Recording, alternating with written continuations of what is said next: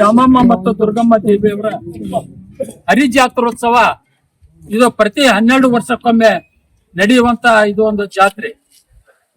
ಈ ವರ್ಷ 2008ರಲ್ಲಿ ಜಾತ್ರೆ ಆಗಿತ್ತು, ಮತ್ತೆ 2020ರಲ್ಲಿ ಆಗ್ಬೇಕಿತ್ತು. 2020ರಲ್ಲಿ ಕೊರೋನಾ ಬಂದಿದ್ರಿಂದ ಈ ಜಾತ್ರೆ ಈ ಸಲ 2006ರಲ್ಲಿ ಮಾಡ್ತಾ ಇದ್ದೀವಿ. ಈ ಒಂದು ಜಾತ್ರೆಯ ಬಗ್ಗೆ ನಮ್ಮ ಟ್ರಸ್ಟ್ ಕಮಿಟಿಯ ಚೇರ್ಮನ್ ಆದಂತ ಕೊಟ್ರಪ್ಪ ಕಮತಾರವರನ್ನು ಈ ಪತ್ರಿಕಾಗೋಷ್ಠಿಗೆ ಹೃತ್ಪೂರ್ವಕವಾಗಿ ಸ್ವಾಗತ ಕೋರ್ತೇನೆ. ಇದ್ದಂತ ಎಲ್ಲ ಗಣ್ಯಮಾನ್ಯರಿಗೆ ಹಾಗೂ ಎಲ್ಲ ಕಾರ್ಯಕರ್ತರಿಗೆ ಹಾಗೂ ಮಾಧ್ಯಮದವರಿಗೆ ಈ ಜಾತ್ರೆ 12 ಹಾಗೂ ಜಾತ್ರೆ 2020ರಾಗ ಆಗಬೇಕಾಯ್ತು. ಕರೋನಾ ಬಂದು ಅನಾನುಕೂಲದಿಂದ ಇದು 2026ಕ್ಕೆ ಜಾತ್ರೆ ನಡೀತಾ ಇದೆ. ಈ ಜಾತ್ರೆ 9 ದಿವಸ ಕಾರ್ಯಕ್ರಮ ನಡೀತಾವೆ. ಅನ್ನ ಸಂತರ್ಪಣೆ, ಉಡಿ ತುಂಬುದು, ಆಮೇಲೆ 26ಕ್ಕೆ ಈ ದೊಡ್ಡ ಓಣಿಯಿಂದ ಜಾತ್ರೆ ಮೆರವಣಿಗೆ ನಡೀತೈತಿ. ಆಮೇಲೆ ಇದು ಮಧ್ಯದಾಗಿ ಇದು ತವ್ರ ಮನೆ, ಎಲ್ಲ ಓಣಿದು ಗಂಡು ಮನೆ.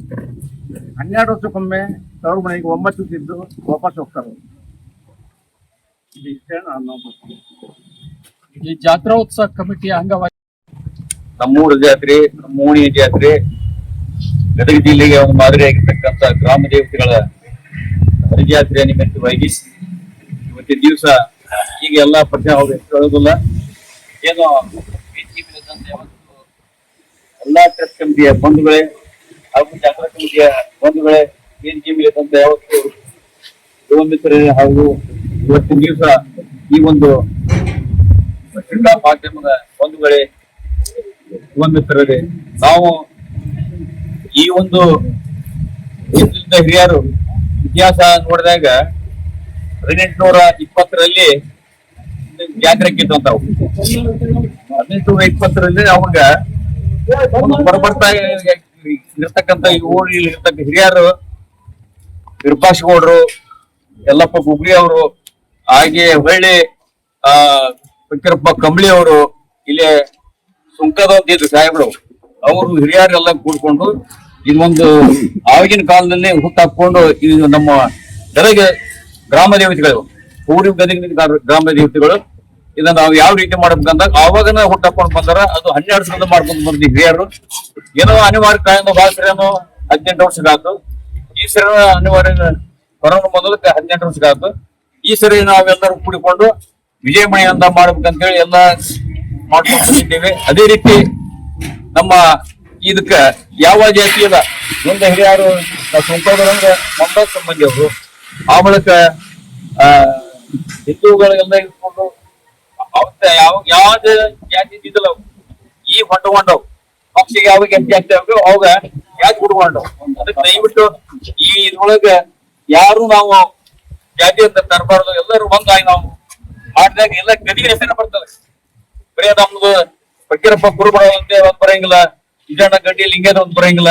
ಈ ದೇವರುಗಳ ಯಾವೇ ಇರ್ಲಿ ನಾವೆಲ್ಲರೂ ಒಕ್ಕಟ್ಟಾಗಿ ಮಾಡ್ರೆ ಬಹಳ ಹೆಸರು ಬರುತ್ತ ಅಂತ ಹೇಳಿ ಇವತ್ತಿನ ದಿವಸ ನೀವೇನ್ ಬಂದಿರಿ ಇತಿಹಾಸ ಐತಿ. ಇದಕ್ಕ ಈ ಗುಡಿ ಆಗ್ಬೇಕಾದ್ರ ಇಲ್ಲಿ ಸಂಗಯ್ಯ ಪುಟ್ಟಿಮಠವನ್ನು ಯಜಮಾನರು ಎಲ್ಲರೂ ಈ ಹೆಸರಿನ ಅವರೆಲ್ಲರೂ ಕೂಡಿಕೊಂಡು ಇದಕ್ಕೊಂದು ಮೆರಗು ತಂದು ಅವತ್ತಿನ ದಿವಸ ಒಂದು ಗುಡಿ ಕಟ್ಟಿ ಜಾತ್ರೆ ಮಾಡ್ಕೊಂತ ಬಂದು ಇದು ಏನಾಗಿ ಇತಿಹಾಸ ಅಂದ್ರೆ 18 ತೇರಿನ ಗಾಲಿ ತೇರು ಅಂತ ಇದು 18 ವರ್ಷದ 18 ಗಾಲಿಯ ತೇರಿದು. ಅದಕ್ಕೆ ಗುಡಿ ಒಳಗ ಕಳಸ ಐತಿ.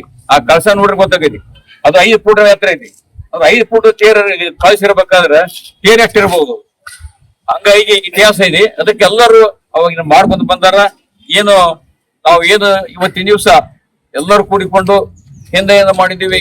ಮುಂದೆ ನಾವು ರಾಜಕೀಯ ಮಾಡುವಾಗ ವಿಜಯ ಕುಮಾರ್ ಗಡ್ಡಿ ಅವರು ಒಂದ್ ಕರೀಲಿ, ನಾವು ಕರೀಲಿ, ಅದು ಇದ್ರಾಗ ಜಾತಿ ಪಕ್ಷ ತಂದು ಬಲ್ಲಾರ್ದನ ಒಂದು ಮಾಡ್ಕೊಂಡು ಹೊಂಟಿವಿ.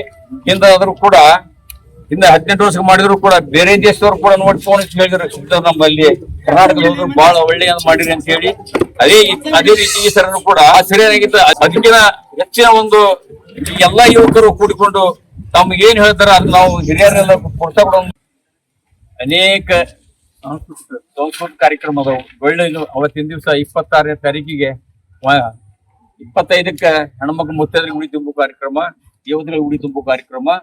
ಅದೇ ರೀತಿ 26ನೇ ತಾರೀಕಿಗೆ ಇಲ್ಲಿಂದ ನಾವು ಮೆರವಣಿಗೆ ಮಾಡ್ಕೊಂಡು ಹೋಗಿ ಇಲ್ಲಿ ಗಂಡು ಮನೆ ಕಳಿಸ್ತೀವಿ. ಆವತ್ತ 28ನೇ ತಾರೀಕಿಗೆ ಅವರು ಕೂಡ ಒಂದು ಕಾರ್ಯಕ್ರಮ ಹಾಕೊಂಡ್ರ. ನಾವು 27ಕ್ಕೆ ಇಲ್ಲಿ ಏನು ಎಲ್ಲಾ ಬಂಧುಗಳು ಇರ್ತಾರೆ, ಎಲ್ಲಾ ಏನ್ ಕೆಲಸ ಮಾಡಿರ್ತಾರ, 27ನೇ ತಾರೀಕಿಗೆ ಎಲ್ಲರಿಗೂ ಸನ್ಮಾನ ಮಾಡುವ ಕಾರ್ಯಕ್ರಮ ಇರುತ್ತೆ. ಅದಕ್ಕೆ ನೀವು ಕೂಡ ಅವತ್ತಿನ ದಿವಸ 27ನೇ ತಾರೀಕಿಗೆ ನೀವು ಬಂದು ನಾವು ಈ ಕಾರ್ಯಕ್ರಮದ ಸನ್ಮಾನವನ್ನು ಸ್ವೀಕಾರ ಮಾಡಿಕೊಂಡು ಹೋಗ್ಬೇಕಂತ ನಾನು ಇವತ್ತಿನ ದಿವಸ ನಮ್ಗೆ SP ಅವರಾಗ್ಲಿ DC ಅವರಾಗ್ಲಿ ಎಲ್ಲರೂ ನೀವೇನ್ ಹೇಳ್ತೀರಪ್ಪ ಅದ್ ಮನವಿ ಕೊಡ್ರಿ, ನಾವು ಬದ್ಧವಾಗಿ ಅದನ್ನ ನಡೆಸ್ಕೊಡ್ತೀವಿ ಹೇಳ್ರ. ಅದಕ್ಕೆ ನೀವು ಅವ್ರ ಹೆಚ್ಚಿನ ಒತ್ತು ಕೊಟ್ಟು ಇದನ್ನ ನೆಟ್ಕೊಡ್ಬೇಕಂತ ಕೇಳ್ಕೊತಾ ಇದ್ದೀವಿ.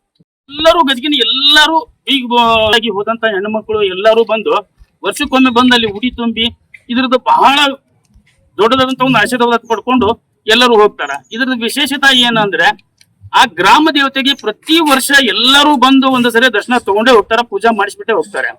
ಇದು ಏನಾಗೈತಿ, 9 ದಿವಸ ಇಲ್ಲಿ ದೊಡ್ಡ ಕಾರ್ಯಕ್ರಮ ನಡೆದ್ರು. ದ್ಯಾಮಮ್ಮನ ಕಟ್ಟಿದ್ದು ಮಹತ್ವ ಅಂತೂ ಪೂರ ಐತಿ. ಯಾಕಂದ್ರೆ 9 ದಿವಸ ಹಾಕಿದ್ರು, 12 ವರ್ಷದಲ್ಲಿ ಪವರ್ ತಗೊಂಬಂದು ಇಲ್ಲಿಂದ್ರ 9 ದಿವಸದ ಈ ಒಂದು ತವರು ಮನೆಯ ಎಲ್ಲಾ ಪವರ್ ತಗೊಂಬಂದು ಅಲ್ಲೇ ಆಕ್ಚುಲಿ ಆ ದೇವಸ್ಥಾನದಲ್ಲಿ ಇರೋದು. ಅದು ಮಂದಿಗೆ ಎಷ್ಟೋ ಜನಗಳಿಗೆ ಗೊತ್ತಿಲ್ಲ. ನಮ್ಮ ಗದಗಿನ ಗ್ರಾಮ ದೇವತೆ ಅಂದ್ರೆ ದ್ಯಾಮಮ್ಮ ದುರ್ಗಮ್ಮ ದೇವಸ್ಥಾನ ಕಿಲ್ಲಾ ನರಗರಡಿ ಓಣಿಯಲ್ಲಿ ಒಳಗಡೆ ಇದೆ.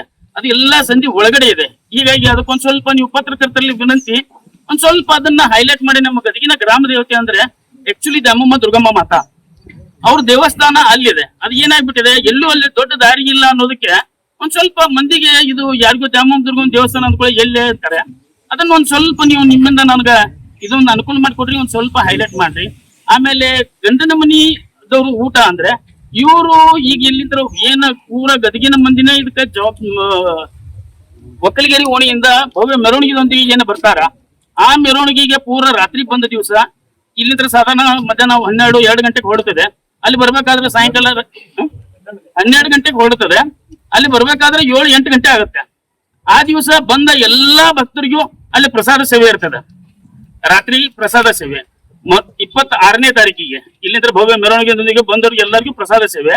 27ನೇ ತಾರೀಕಿಗೆ ಒಂದು ಬೆಳಿಗ್ಗೆ ಎದ್ದು ಒಂದು ಹೋಮ ಇದೆ, ಚಂಡಿ ಹೋಮ. 28ನೇ ತಾರೀಕು ಶುಕ್ರವಾರ. ಆಮೇಲೆ ಮಧ್ಯಾಹ್ನ ಮೇಲೆ ಮತ್ತೆ ಮಹಾಪ್ರಸಾದ ಇದೆ. ಪೂರ ಗದಗಿಗೆ ಪೂರ ಮಹಾಪ್ರಸಾದ ದೊಡ್ಡ ಪ್ರಮಾಣದಲ್ಲಿ ಪ್ರಸಾದ ಆಗುತ್ತೆ. ಆಮೇಲೆ ಸಾಯಂಕಾಲ ಒಂದು 2 ಸಾಂಸ್ಕೃತಿಕ ಕಾರ್ಯಕ್ರಮಗಳು ಇಟ್ಕೊಂಡಿದೀವಿ. ಆ ಸಾಂಸ್ಕೃತಿಕ ಕಾರ್ಯಕ್ರಮಕ್ಕೆ ಎಲ್ಲರೂ ಪತ್ರಕರ್ತರು ಕೂಡ ಎಲ್ಲರೂ ಬಂದು ಭಾಗವಹಿಸಿ ಅದನ್ನು ಒಂದು ಹೈಲೈಟ್ ಮಾಡಬೇಕು ಅಂತ ಹೇಳಿ ನನ್ನ ಮನಸ್ಸು.